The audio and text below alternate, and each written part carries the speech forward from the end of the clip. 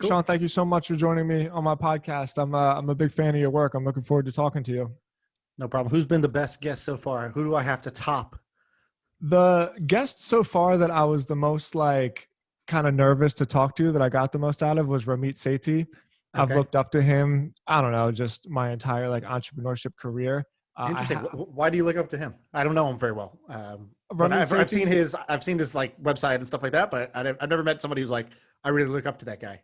Yeah, well, I'm a writer, and I've always just been a big fan of like long form writing and people that can build businesses through like long form content writing. Right. And also I kind of I grew up like kind of poor, you know what I mean? Like I'm Right. not trying to be that guy with like, look how great I am now, but I didn't know anything about money. And his book, I Will Teach You to Be Rich, like really, really just, I was always afraid of money. You know what I mean? Right. It's like that thing that I hide under my mattress. I didn't necessarily know how to comprehend that, like, it's just a tool, right? Like that's all For it sure. is. It's just a thing that you use as opposed to a thing that like you get. And reading his book like just had a huge impact on me and like really, really changed my life in a way. So when I met him, it's like one of those things where you're like, Remy, I know I'm just some dude, but like for real, like you really, really helped me. So thank you. That's amazing. I love that. Yeah. And then I can't publish it until November because his book doesn't come out. But I had Seth Godin that I interviewed about a month ago, and that was like really like a He's whoa. great. Yeah. He's a I don't know. He's like a legend. So I think he's great. My best friend Trevor, um, really wanted to beat him. Like I kind of turned him on to Seth Godin, and now many years later, he like has become friends with him, or I don't know if they're I don't know how friendly they are, but they've done a couple of kind of podcasts together and whatnot. And I think still like it, with most people who you look up to once you meet them, then it becomes sort of normal after that. Like the shine kind of wears off, not in a bad way, but you just like you kind of settle down. And I feel like he's just never settled down. Every time he talks to Seth Godin or about Seth Godin, it's the same maximum level of excitement as, because it is like that when you really learn from somebody or you really get that, that life-changing moment. Like for me, 4 Hour Work Week was kind of my like Mm, start to learn about money and start to think about my life a little bit differently. I got what you call the 4 hour fever, which is you read the 4 Hour Work Week, and then for the next 4 hours, you're like, fuck everything in my life, I got to change everything. I had that when I was in college, and then I met Tim Ferriss, a couple years ago, and he's a cool guy, but like it's then just I a like dude. settled down. Yeah, I was like, oh, he's just a dude. He's just a Yeah, human dude, and that's it. He's got some cool things about him, and he's got some lame things about him. Okay, I gotta, get to that point. for sure. I think another one, I never had him on my podcast, but he's a business partner of mine now, Brian Clark, the guy who founded Copy Blogger. And man, I remember even the first time he lined me up for a phone call, I was like fucking nervous, dude. I'm like researching. I'm like, what can I say? I got to be prepared. And now, like a year later, he's just like everyone else. Like every once in a while, he just needs to kind of call and like bitch about his kids or something. Right. So, Right. Yeah, for sure. Exactly. uh, great. Well, man, I'm already happy so far just talking to you. I'm really interested to learn about you. Like you do so much. You've had so much experience in your young entrepreneurial career. Before we get into your businesses and your successes and your podcast, I want to learn a little bit more about you as a person. Like I know you live in the Bay Area now, That's right. but where do you come from? Where'd you grow up, and how did you get into entrepreneurship? So I moved around a lot. So, when I meet people, if you're my friend, you'll think I'm like a con man because every time I bump into someone, they're like, oh, I'm from Houston. I'll be like, oh, I lived in Houston for years. And then I'll meet somebody, they'll be like, I'm from Denver. I'm like, oh, Denver, I lived in Cherry Creek, and they're like, are you lying? Like, there's no way you lived in all these places because Yeah. I was born in Oklahoma and then I lived in Texas and Colorado. And then I finished high school in Beijing, China. And then I lived in Indonesia, and I Wow. spent summer living in London. I studied abroad and lived a year in Australia. And so like all these different places where I moved around a bunch. I don't know how many places, maybe it's like 9 or 10 different cities that I've lived in. And for the last few years, I've been living in San Francisco. I just finally left the city, had a kid, and my wife, had been trying to beg me to be like, hey, let's get out of San Francisco. It's kind of a dump if you haven't noticed. I'm like, no, but the people are great. And she's like, yeah, but like, I'm afraid to walk outside. And I was like, all right, fine. Let's go to a more family friendly place. So now I'm in the Bay Area, but I spent most of my life, hopping from place to place. and very different places, right? Like I did 9th and 10th grade in Houston, Texas. I did 11th to 12th grade in Beijing, China, right? Like those are pretty much as different as it could get in terms of like a lifestyle. But that, that's my story. Yeah. This is the second time in 2 weeks that like the Bay Area has come up. I spoke to Amanda Natividad the other week, and she's the head of growth for Nat Eliason's company for Growth Machine. Okay. And she spent years in the Bay Area. And from the outside looking in, sorry about this fire sirens. From the outside looking in, there's always this like allure in the Bay Area, like wow, it just looks like some magical place. But when you go there, um, it is really great. Like there's a lot of really cool stuff going on, but I guess I want to hear just your experience about how the city has changed over the last 10 years, because I've always been fascinated by that place. And I always felt like I was missing out, right? By like not being there, but I'm not so sure anymore. Yeah, I'll tell you. So before I lived there, I was living in Australia, and Sydney, Australia, to me is like the perfect city on earth, right? You're like one minute you're in what looks like downtown, downtown San Francisco or New York or whatever, and probably more like Seattle. But you're in a downtown, and then like 10 minutes later, you'd be on the most beautiful beach. You're on Bondi Beach, and I was like, wow, this city's got it all. It's not overpopulated. Like it's just amazing.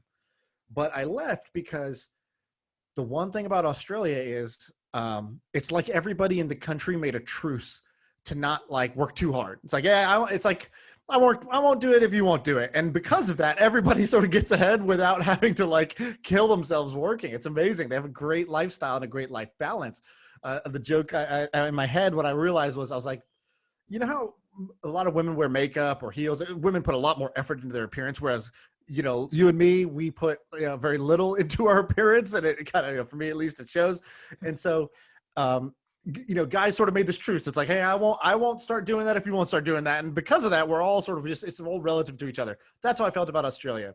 And the most ambitious people I've met were all leaving to go to the Bay Area. And I pick up on signals like that. Like if I think somebody's awesome and onto something big, and then they leave to go somewhere else, and I hear that 3 times, I'm like, oh shit, what am I doing here? What do they know that I don't know? And so I was like, I'm going to move to San Francisco. I'm going to move to the Bay Area. And so literally I first changed my phone number. I was like, okay, I'm going to change my number. That mentally puts me there before I even know what's my job going to be and where am I going to live and all that stuff. So I changed 650 area code, and I decided to move out here. And I wanted to know, because I'm interested in entrepreneurship, right? I wanted to be in the startup scene, and that's Hollywood for startups. So I was like, if I'm going to be an actor, I'm going to go to Hollywood. So same thing. If I want to do startups, why would I not go there? I'm young. Of course, I'm going to try going there rather than doing it where I'm at if I have no real ties to where I'm living.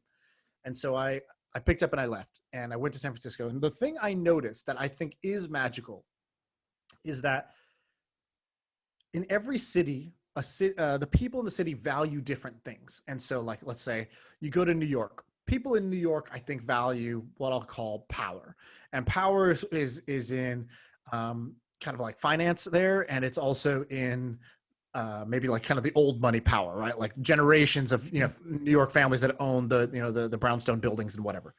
And then you go to LA, and people value fame, and they value people who models and celebrities, and that is the sort of, in the hierarchy, fame matters more than money, for example.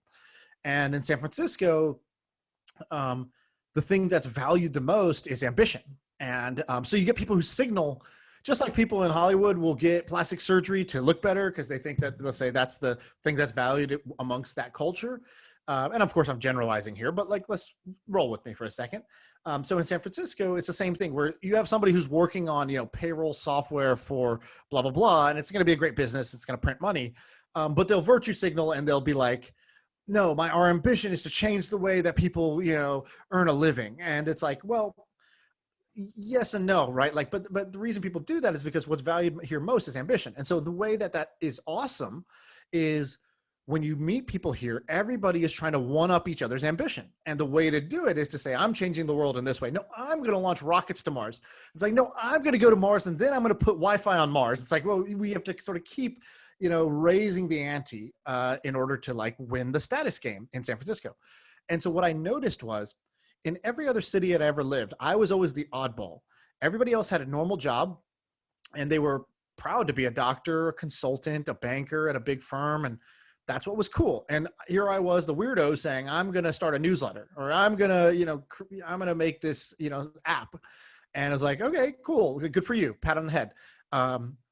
It was the odd road. In San Francisco, it's the exact opposite. Everybody has got an app. Everybody's got a newsletter. Everybody's got a podcast. Everybody's starting something from scratch. And then you have the people who have jobs, like normal jobs, that almost have to be apologetic. It's like, yeah, I work at Chase, but but I got the side hustle, and I'm going to leave soon. It's like, you could see there's you have to explain yourself for having a normal job and living in the city. That's what I thought was amazing and magical. I met all the other weirdos like me, and here weird was normal. So I loved that about the city, and I still kind of love that about the city. Now, there's a whole bunch of things literally about living the city that are not great, right? Like, there's a huge homelessness problem. It's super expensive. There's kind of like not great public transport and stuff like, there's like literally there's like a department for picking up poop because so many people pooping on the streets. It's crazy, right? Like, it's like the richest city in the world, like the richest people in the world. And then, you'll walk out of a building where the company's worth, 20 or $200 billion. And then there'll be homeless people like on the streets dying right in front of them, and everybody walks by like they don't notice. This is a really weird city to be in. Has that entrepreneurship bug been with you from the beginning? Did you just always have that? Were you always like that young kid starting companies or whatever? No. And I thought that was weird because everybody I heard was like, oh, when I was 4, I had a lemonade stand, and then I turned it into a lemonade franchise. I think in my that's a neighborhood. status thing too. Right. And I always thought, oh, I guess I'm just not one of them. Like, I'm not one of them entrepreneurs, because I didn't have like I wasn't selling phone books when I was, in 8th grade. I was playing video games. I was buying things instead of selling things, And so I thought I wasn't cut from that cloth. And then I realized, like, oh, that's just kind of BS. Like, there's just tons of people. There's a million ways to win. And that's a cool one to talk about. So you hear it a lot, but it's just not as fun to talk about the other side, which is just like I was a normal kid doing normal things. And like later in life, I realized that business was actually a good fit for me. So definitely wasn't my thing. Although, I think in 3rd grade, this kid, Tim, on the playground used to pay me to be his friend. And so I used to make $0.25 a day to play with him at recess because he didn't want to be alone. And then one day my mom found my stash and gave it all back to him. And then my whole semester of hard work was down the drain. Just blew it. Yeah. So maybe that's why I wasn't into it. I agree, man. And I try to stay off like my pedestal with this, but when I can, I try to remind everybody that there's just this like hustle mentality of like, I was born this way. I'm always working 24/7. Like, I don't sleep. And it seems really counterproductive to me, because the best entrepreneurs I know are very like practical and very logical. And there's been times in their lives where they thought like, I need to take a step back. Maybe there's another way that I can just earn like a safety salary. Like, a lot of the coolest companies I met were made while people had steady jobs, and I like I said, keep me off my high horse with it, but I'm like come from a blue collar family, and the entrepreneur I am and the entrepreneurs that like I know, it wasn't this sort of, let me raise like $200 million and leverage this like amazing startup. It was like, no, let me get one customer. Right. And then like, let me make that customer as happy as possible. Right. And I'll then get sell them a customers. thing for more than it cost me to make. Right. That's totally. business. Yeah, totally right. So I'm always refreshed when I just hear people say like, no, I like business and I like making cool stuff, and it brought me on this journey. So, right. Yeah. So great. I was going to say, I did have, so 2 things you just said that reminded me. So one is, there's these myths. So myth 1 is what we just talked about. Like, I was born this way. Mm-hmm. I used to sell my diapers instead of wear them, type of thing. It's like, what are you talking about? I was just a baby. And then I would say myth 2 is like, I'm a big risk taker, when like plenty of entrepreneurs are actually extremely smart about de-risking. Like, the whole game is to de-risk your startup. You don't want to be taking tremendous amounts of risk at all times. You want to take some calculated risks, right? But that doesn't sound as sexy. Like myth 3 is you got to be this like kind of slick salesperson, great talker. It's like, well, I know plenty of people who are completely introverted, shy, and do a great job, and they're great leaders in their own way. You don't have to be, the CEO, visionary, blah blah blah. Myth 4 is you have to have a big vision, and like I know plenty of people who started small, including like go look up videos of Mark Zuckerberg on a couch doing an interview like this when Facebook was just at colleges, And they were like, when are you going to expand? And he was like, I don't know, like maybe it'll just be a college thing. Like that's kind of what's cool, is that it's a college thing. And like now, of course, he's putting satellites into Earth to give people the internet so they can use Facebook. But like people progressively get more ambitious. That's a normal thing. But the myth is no, visionary.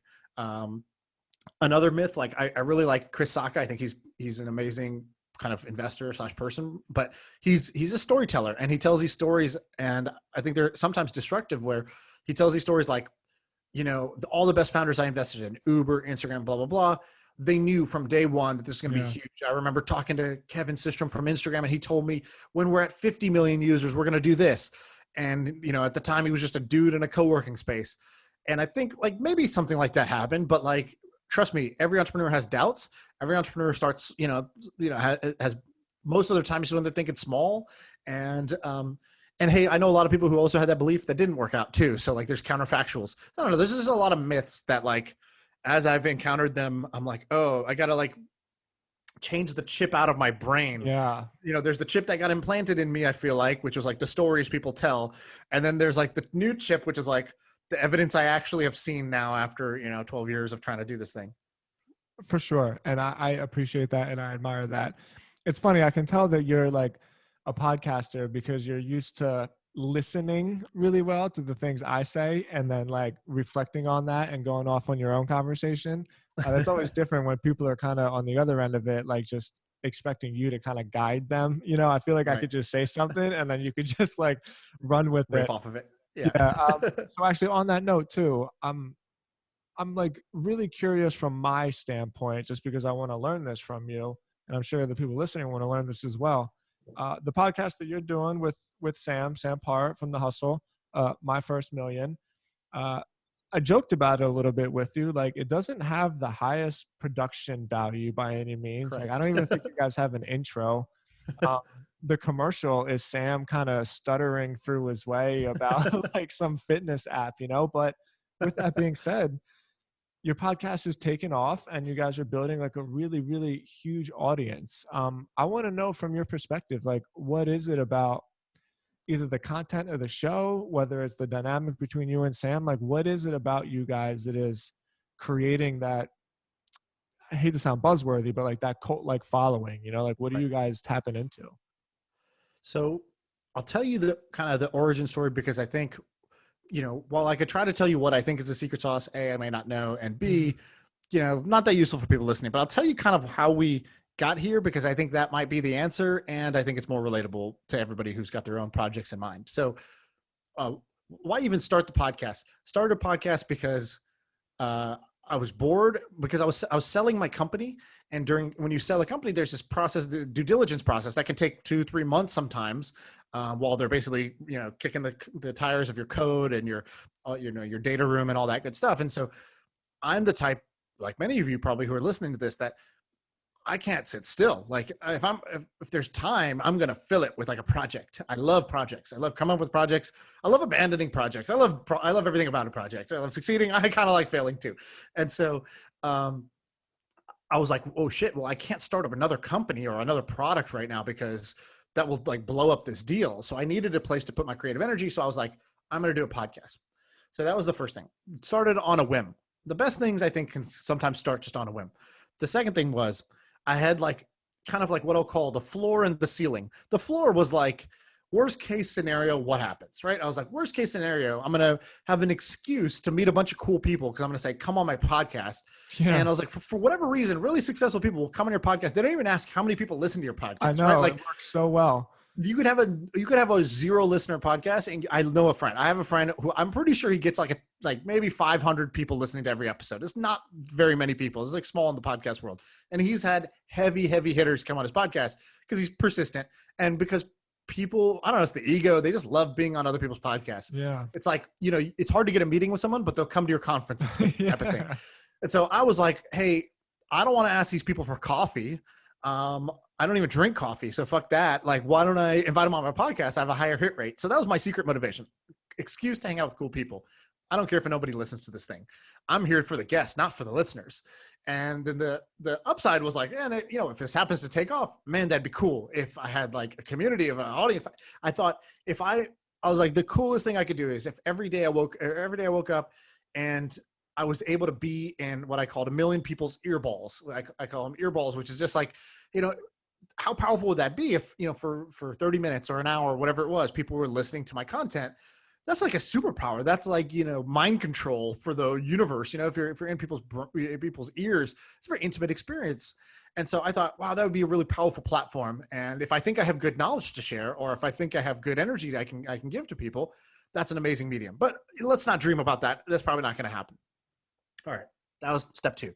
Step 3, distribution first. So I was like, I'm not going to be one of those people who blog or podcast into the void, because there's so many people that do this. I was like, I'm going to start by thinking, is there a hack to get distribution? And so I was like, well, how would I do this? I need somebody who already has distribution. I need them to give it to me somehow. And so I was like, well, actually, my buddy Sam runs this thing called The Hustle. It's this newsletter that has like 1 million+ readers, and they do no audio. So I messaged Sam and I said, hey, I'm doing a podcast. It's about startup business type stuff. And you guys have no audio, but you have a big audience. I have no audience, but I got audio. Like, would you just want free content? You got to pay me nothing, right? It's like, imagine having a really talented content creator on your platform, but you don't have to pay him. And I tried to make it a kind of a no lose for him. And he was like, yeah, of course. Great. And I was like, cool, here's the sample and check it out. So that was, okay, I got my distribution. So that was important to get a seat, to get some momentum going. So I think there's a lot of great content that literally just never got that first 1,000 fans, and then, you know, dies out because of that. And then the last piece was I pivoted. I realized where I was wrong. So I started the thing with interviews with guests, and I was doing a traditional interview show. And then what I realized accidentally was I wanted to add more value to the hustle, because I was like, look, these guys are giving me distribution. How do I give more value? So I was like, Sam, why don't you come on the podcast every Friday, let's say, we'll just shoot the shit about stuff. You got this new product, Trends, you want to promote? Trends is all about new ideas. Dude, I have 1 million new ideas. So let's do a new idea podcast every Friday. I think people might think it's fun. And we'll shout out trends in that, and that'll be good for you guys. So I was just trying to give him a freebie. I was just trying to give. And what I got in return was this huge response from people who were like, whoa, that brainstorm episode was awesome. Could you guys do that again? So we did it every Friday as an add-in. And what people started to like was, hey, there's a lot of podcasts out there that are interviews with guests, and no offense, a lot of them are really great, but I've never seen a podcast where you just brainstorm half-baked business ideas and talk about different business trends, and it just gets my wheels turning in a different way. And I have this principle, which is like, different is better than better. So rather than trying to be the best interview podcast, because I got to get the best guests and I got to ask the best questions, it's really hard to be better than what's out there. People are really great at this stuff. I thought maybe I can compete against nobody in being the best brainstorm podcast by just being different. And so I think ultimately what ended up working for us is we did something different than what was out there. It happened to resonate because people wanted that. And then me and Sam have good chemistry where we can riff off each other, because that's key. Because in podcasting, it's you come for the content, but you stay for the personalities. And so, you know, we have some good thing going there. And I think that's what's worked so far. Man, although like a bit esoteric, let's say, because you don't want to be that guy to give like, here's the secret sauce, do this. I think there's a whole lot of insight there. One, I'm really happy that you mentioned the reason behind a podcast, because I started my podcast because I had like a stutter basically as a kid. I couldn't say R's. I was in speech class for years and years and years. And so that's why I was always a writer. And eventually just got to that moment where I was like, you know what, man, like I feel like I can have good conversations with people. And if worse comes to worse, it gives me a way to like stop being so awkward, you know, like, right. People and just meet cool people. So like there doesn't always have to be this grandiose, like you said, like vision behind it. Sometimes the process within itself is the reward. So I'm glad that you said that, but it's cool to see the little entrepreneurial juices come out where traditionally you think, okay, start a podcast, be consistent, be authentic, right? And then just do it over and over and over and over and over again. And then maybe one day it'll take off. Where the reality is, and this actually has a lot to do with Copyblogger, why I got involved with it, because I knew that I had good knowledge to share, especially when it came to like written content, and I could really, really teach people how to do this. But overnight, I was able to align myself with like hundreds of thousands of people, which the other day before I didn't have. you know? And so like being able to actually see, uh, what's the, help me out here. There might be a word for it. Like it's opportunistic or something. Like there's more, there's a lot of creative problem solving when it comes to entrepreneurship, right? It's not Yep. necessarily about like finding the formula. Sometimes it's about just sitting back and thinking like, how the fuck can I do this? Right. And just like putting those pieces together. And then like you're a perfect example, like magic can happen. Yeah. At my company, I used to do this super cheesy thing where I was like, everybody's job title is problem solver. And they're like, yeah, okay, Mm, great. But like, I truly meant it in my heart. And I think that's the kind of corporate cheese I'll put up with, which is like, no, like I genuinely think this is really important. I know it's embarrassing kind of to say this out loud and put that on your business card and stuff like that. But like, you're not just engineer. You're not just designer. You're not just biz dev person. Like fundamentally, I picked you out of all the people that are out there to work at this company because I genuinely believe that you'll be able to do two things well: identify problems worth solving and then solve them some way, somehow, and using whatever it is. If you got to solve it with your toes, solve it with your toes. If you're a designer, but what needs to be done is customer service, we'll do customer service then. Like all we care about is solving the problem. Um, and so I felt like that's the master skill, and that's the skill that should be taught in schools. oh, And you have to practice to get better at it. And then there's some certain techniques, and there's, you can watch other people do it. And you're like, oh shit, that's a great way they solved that problem. And you create this little library in your head of great ways they solved that problem. Right. Like for example, the thing I just said about how to get distribution, it's like, well, I went to somebody who had distribution, but they were lacking content. And I made them a kind of compelling offer, which was like, look, I'll do essentially work for you for free in exchange for distribution. And you can get out of this anytime you want if it's not working for you, right? Like that's a solution to a problem of I have no audience. And so I think that is the master skill to be learned, and it is the one thing I've tried to hone over the last 10 years. And um, I've just come up with like just a whole bunch of tools in my tool belt to try to solve problems better now. mm. Yeah, I love that. Okay, perfect transition. You talked about when I ran my company. Yeah. You have like a real track record of companies. You sold a company. I think there's another one that you were the CEO of. I don't know if maybe that just dissolved or something. There's like there was a lot of research I was trying to do, and you're sort of a man of mystery. I'm most interested in your exit. Bebo, I think is how you pronounce it. Yep. Forgive me if I get that wrong. First off, what was it? It's a social networking site. We know that, but what did it have to do with Twitch and like, Right. and So just talk to me about that journey from idea to first employee to 10 employees to like, damn, I think we're selling this thing. Right. So Bebo has a really funky story where Bebo was started actually a decade ago by a guy named Michael Birch, who's my business partner. And he started it back then because his friend sent him, um, I guess, how deep do I go? Okay. So his friends, he was working on, first he was working at an insurance company as a programmer. And he's like, okay, this insurance company needs programming. And then somebody sent him, a website, and he was like, oh, this HTML, like this, the web, internet, this is awesome. This is way better than doing database programming at this insurance company. So he's like, quit a job. At the time, he was making $200K a year, which is great, for back then. This was like 30 years ago, almost 25 years ago.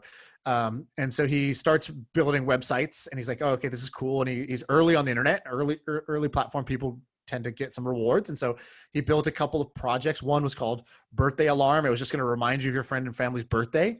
And this was pre-Facebook. So it's actually like a big problem. Yeah. And he was actually trying to build this like amazing, like self-updating address book. So you can move, and I don't have to, lose your address. It'll always update for everybody. It's this giant network, and you update it once and it updates for everybody.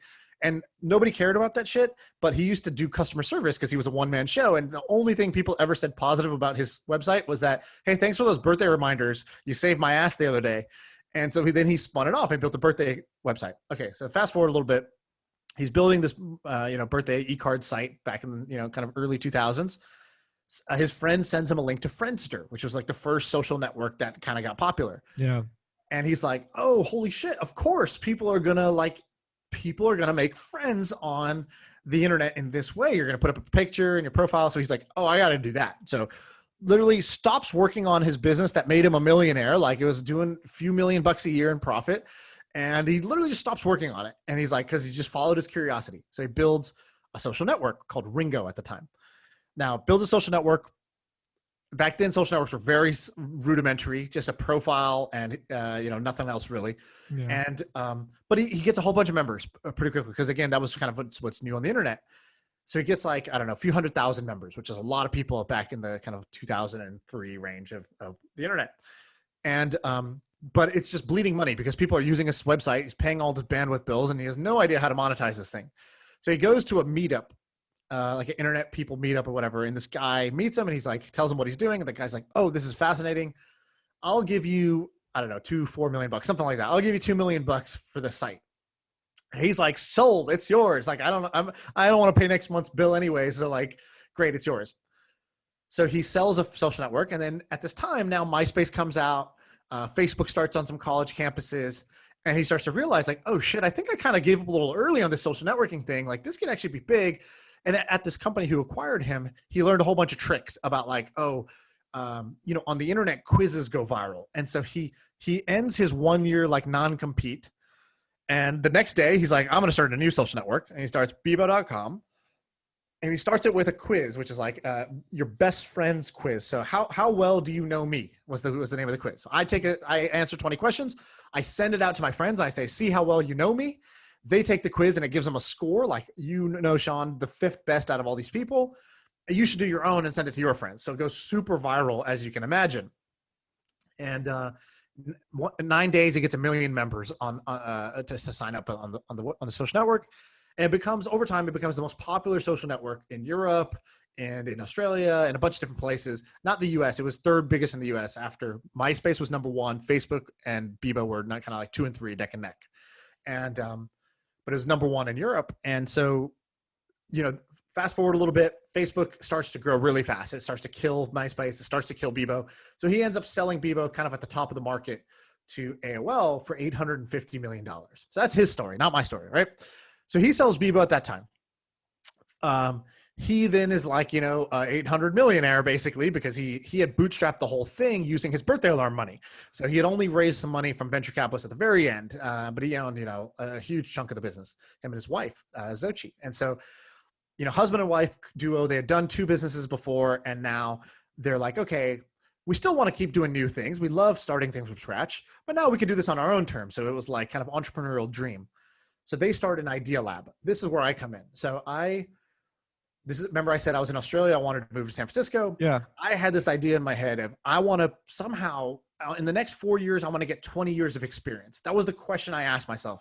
And like you said, we're creative. Our brains are problem-solving machines. So I said, how do I get 20 years of experience in 4 years? And my brain told me, you need to work on not one company. You need to be in a portfolio, so you get a bunch of different exposure at once, and you get to learn from a bunch of different things, because otherwise you're just specializing in knowing only one niche. And so I was like, okay, well, where do I get an entrepreneurial portfolio? How does that work? And so then that night I go on angellist.com, and I see this company that's an idea lab. It's a guy who's building 4 or 5 companies at once, and he's looking for a product manager or an entrepreneurial type of person to come join. And he had 20 engineers already working for him. And so that's how I came to San Francisco. I ended up joining that idea lab. And so, long-winded way of saying, a couple months later, probably 4 months into the job, 4 or 5 months, I wanted to work with him. I was like, this guy's a baller. I want to work next to him every day. Him and his wife, I really hit it off with them. And he gives me his job 4 or 5 months into the gig. He's like, I want you to be CEO of this company. I think you're going to do big things in Silicon Valley. You're either going to leave here and go start your own company, or I give you this one. And so I'm going to give you this one. And I was like, wow, I'm honored. I'm a 24-year-old kid, and I think this is amazing. So in the Idea Lab, the reason I've done so many projects is because the Idea Lab does so many companies. So yeah. I was simultaneously CEO of 4 different companies at any given time. Along the way, he tells me, hey, guess what? AOL did nothing with Bebo. They wrote it off as a tax write-off essentially a year later. Facebook took over the world. That era was dead. But, and Bebo kind of traded hands. A private equity guy bought it. But there's a chance it's, to buy it on the cheap. We can buy the brand back. We can buy the name. We can buy the domain. We can buy the email list. We can buy the servers, everything. And so we agree to do it. And, why not? This could be fun. We go to an auction. We end up buying it back for $1 million. So he sold it for $850 million, bought it back for $1 million. And we said, let's try to rebuild it as something else. And we iterated through a whole bunch of different product ideas, the last of which was this esports platform. So we had this idea, which was, we saw Fortnite and gaming was just on this tear, and Twitch was growing tremendously in popularity. But there was no like structure around esports. So what we thought was, what if, just like a high schooler can play on a basketball league or a football league or a baseball league, why can't I play in a Fortnite league? Fortnite as a game is more popular than any of those games, but there's no organized sports. There's no rec leagues for esports. There's only pros, and then just like kind of kids playing the game. And so we tried to create, and we ended up creating the largest high school Fortnite league in the country. And we built a platform that was like basically like a tournament platform for people who wanted to play in tournaments. And while you were playing, it was live streaming video, the whole thing. So your friends and family could watch you play in the tournaments, just like, again, you could come watch me play in a basketball game. That was the idea. And as that started to get a little bit of traction, we ended up getting into conversations with a bunch of the big platforms who were like, hey, this is cool. We see this as, something that would encourage a lot of people to come create content on our platform. And we got into acquisition talks and ended up choosing to go with Twitch, who's kind of the market leader in the space. And we thought, being a startup is hard because you're the nobody and you're starting from scratch and you're always going up against the incumbents. I thought it might be fun to go be the 800-pound gorilla in the space and go see what that's like. So we got acquired last year. I never even thought of what a cool to envision that opening in the esports market. I would kind of consider myself a gamer, nothing like as intense as a lot of the people that stream 24/7. I'm a StarCraft guy, that's like the 20-year-old game with the old school nerds like me, right? But and this is a little bit of a side conversation. I'm just so fascinated with where esports is going to go. I think about it all the time. A buddy of mine, he has a newsletter called weekly.gg. Give him a shout out. What's up, Franco? And I read his newsletter every week, like, man, where is this thing going? Like, everybody's losing money on it, but the whole thing just keeps growing. Right. So eventually, like, everyone will keep dying until one day somebody does it. And so I'm like, just as a fan and somebody that's interested in it, I'm really excited to see where all that goes. Yeah, you're absolutely right. The attention keeps growing. So the eyeballs and the fan side of things and the gamers keeps growing. And the business is actually like way far behind. So it's like, 1,000x behind. And unfortunately, there was a period, and maybe it's still going on, I don't know. There's a hype bubble where everyone was like investing in esport teams or buying esport teams. And like, it was like the new billionaire thing to do. It's like, cool, I got a boat and I got a basketball team. Okay, I'm going to also own this esports franchise. Like, and it didn't really make a lot of sense. And so this is where kind of like the business perspective comes in, which is one of the reasons teams are really valuable in traditional sports is there's a limit of how many there can be. There's 30 NBA franchises. There's not 31. I can't decide to create one. With esports, I can create my own watch. I'm going to do it right now. Shaan Gamers, that's our esport team. I just created an esport team and I'm the only person on the roster. Right? Like it takes nothing to create an esport team. It's like creating an Instagram account. And so there's an infinite number of teams, and also nobody owns the sport of basketball. So you can't have a monopoly, but somebody owns the game. And so ultimately whoever's going to make the money, I believe, and I believe the way the esports will work out is it will keep growing in popularity. And most of the value, the vast majority, 97% of it will accrue to two parties, the game maker and the media platform, which is like YouTube or Twitch. And everybody else is going to be thinking that they're part of this huge thing, but they're going to be wondering, hey, how come I'm in this really popular thing that I get no money out of? And they're not going to realize it because they have zero leverage. And the leverage is all with the game makers and it's all with the platforms that you stream on. And everybody else is sort of unfortunately, a sort of a disposable part. It's like, if it's not you, cool. Guess what? There's a huge supply of other gamers and other teams that will take your spot in a second. So you have no negotiating leverage, essentially. Yeah, I agree with that wholeheartedly. I think streamers are kind of like people that create Substack newsletters. Like, you're a small independent brand that some people are going to subscribe to, and there's going to be one out of 1,000 that make like a couple million. Like, Pomp is like, he's like a golden nugget. You know what I mean? Not everybody that creates a newsletter is going to be Pomp, but most people will be able to make like $60,000 a year or something like that, like playing video games and basically feeding this mass machine, which is just going to like starve them to death. Right. Yeah, cool, man. Well, this conversation's been going on for a little bit. I don't want to take up too much of your time. Thank you so much for elaborating on that story. I do want to finish up the conversation with talking about your fund, though. Like you and I Right. started talking more or less on the internet because you mentioned that you were creating a fund, and I mentioned that I wanted to invest in it, just to find out that I'm not an accredited investor, which is embarrassing because I didn't even really know that like that was a thing, right? But and then 3 days later, you're like, yeah, it didn't take us a month to hit 1 million. It took us like 4 days to hit like Right. 1.6, right? So where did you get the crazy idea to just randomly come up with a fund, and why are you even doing that? So I started this thing a few weeks ago, which I was like, okay, I've been doing this podcast for 1 year, right? Podcast for a year. We hit 2 million downloads in year one. I felt really excited about that. And I was like, okay, where to from here? Well, I'm going to keep doing the podcast, but the number one thing the question I got out of the podcast was, cool, the podcast is all about brainstorming ideas for companies, ideas for startups. And then the thing I kept getting in my inbox every morning was like, hey, cool, I got the idea either from the podcast or from my own life. Like, how do I do this? How do I execute this? I think I know how to start. How would you approach this? And so I got this idea. I was like, okay, what if I could teach people how to execute? I was like, well, there's no course called how to execute at yourventure.com. Like that doesn't work. It's too generic. And I was like, I also don't have like the answers. I was like, but I think I got good at executing by like basically by being bad for 10 years. Eventually you start to get not so bad. And I was like, I think I'm actually pretty decent at this now. What if I did the following? What if I tried to do some new projects and I open sourced how I was going to do them? And I was like, my personal thing I wanted to grow out was consistently creating more written content because I felt I was getting good at the audio game, but I wanted to do more written content, which is, relevant for you guys. And so I was like, what if I wrote a daily blog of how I was going to do a new venture, right? Like I talk about, these different businesses. So I said, all right, so I created this frame, and the frame was, I'm going to launch 3 different $1 million businesses in the next 4 months. And I said, I'm going to do 3 totally different ones. I'm going to do one that's an investment fund because there's this new platform that came out on AngelList for rolling funds. And like I told you before, I think being early to a new platform is just the way to live. You learn a bunch. You'll usually get it wrong. That platform dies. But when you get it right, you get it way right. Yeah. And so I thought, I already have been investing in startups for the last couple of years myself using my own personal capital. I'll probably put in about $300,000 into startups.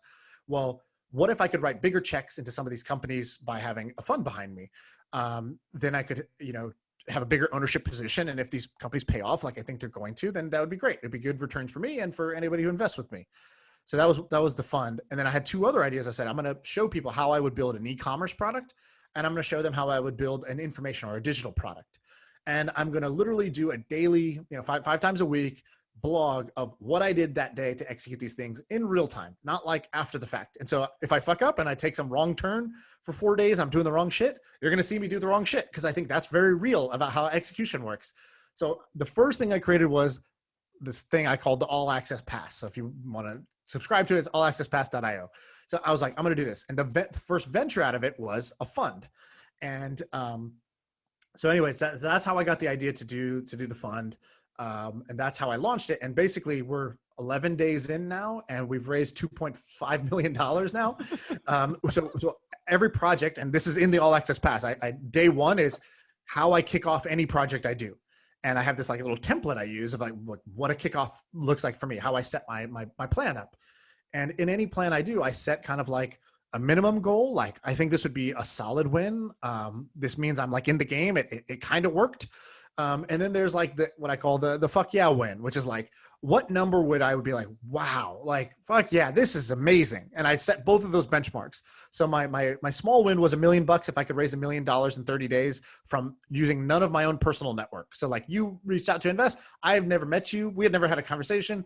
That's what I wanted to do. I wanted to see, could I, through cold and kind of like just internet people that are out there through the audience of the podcast and whatnot, could I do this? Could I successfully get people to invest in me in this fund?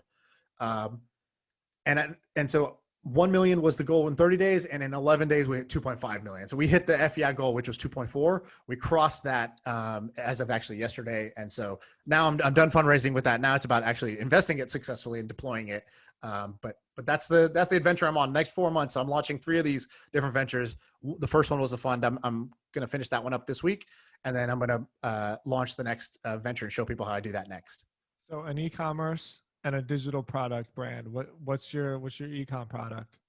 Well, I'm going through the process right now. So you yesterday, don't even know what it is? No, that's what I'm going to from scratch. Like I'm going to just come up. I'm going to show you how I would come up with the ideas. Oh my God, I love it. So I sent out the email yesterday because for ecom, so I'm not actually going to start the ecom till the end. It's the last product, last of the ventures I'm going to launch. Okay. But with ecom, you need like a long lead time. Like I have one successful ecom business right now that I own with my wife. And so I know from that, it took us 6 months to get from idea to first sale with that one. And I was like, I don't have 6 months to even do this. So I need to like microwave this. So I was like, well, there's inevitably some lead time of like finding, getting your idea, finding your supplier, getting your samples. Sample needs to be corrected in some way. And that just back and forth takes months. So even though I'm doing the fund venture right now, I started planting the seeds for my ecom thing that I'm going to like start selling in 2-3 months from now. Because you have to do that. So yesterday I sent out the ideation for the first idea. We had our first day of ideation around the ecom thing. And I sent people a bunch of the bad ideas that we came up with and like how we're coming up with these different ideas. So it's been pretty fun.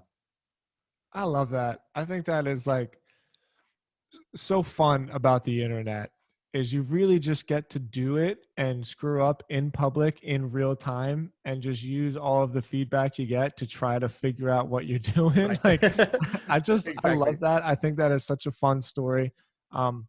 I'm definitely going to be following along for sure. I mean, I'm a fan of what you're doing already, and I'm grateful to have been able to build whatever kind of relationship we've built so far, just to see where this all takes you, man. I'm excited about the e-com thing. I have a medium successful t-shirt company I've had for the last 5 years, and there's so many things about physical products that you don't think of, just stupid stuff like. And I mean, even like, where am I going to keep it? Right. Like you don't even think about it until I should show you my garage right now. Exactly. That's all of a sudden you have a garage full of stuff with boxes and you're like, what do I do with all this? So, right. So anyway, man, best of luck to you on that venture. I'll definitely be following along. So we got allaccesspass.io. Yeah. I'll put your Twitter on there. It's Shaan Puri. And do you have like a personal blog? Do you have anywhere else people can find just you? All Access Pass. I'm just crunching out content. And actually, this might be interesting for the copy blogger audience, actually, because I was doing this thing where when I write this email every day, writing every day is like pretty hard. And so I realized there's always the meat of the post, which is actually, that's the easy bit. That's like, I kind of know the message I'm trying to get across. But then there's the whole like dressing and packaging. Like there's the intro and there's the outro and there's the subject line and like all this stuff. So I actually created a little stash to help myself do this. I was basically like created a huge stash of like subject lines, openers, transition lines, and closers, just those things. And I was like, I can use this on no matter what my post is about. I need these like little, like just slick little ways to transition, like great little clever openers that get people's attention, make them a little bit happy before they read my content. And so I'm going to post them. I'll come up. I think, let me see where I don't know what the URL is. Hold on one sec. Yeah, take your time. Okay, allaccesspass.io/secrets. So this is my secret stash. So allaccesspass.io/secrets. I'm basically, if anybody wants these little openers and closers and transitions, it's your public secret stash. Yeah, just go there and download it, because this was my pain in the ass with writing. It was my blocker, was like, how do I make this whole thing? How do I package this up? Yeah. And now I've curated the stash. So if people just want it, go get it. It's free. Just go download it. I love it, man. We will link all of that in the show notes of the blog post and of the actual podcast on iTunes and Spotify and all that.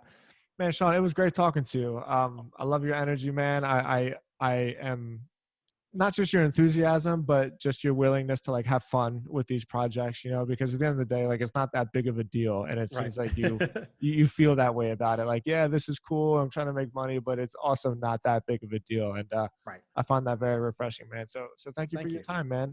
Let's keep in touch. I hope we do it again. Thank you. Thank you for having me. All right, brother.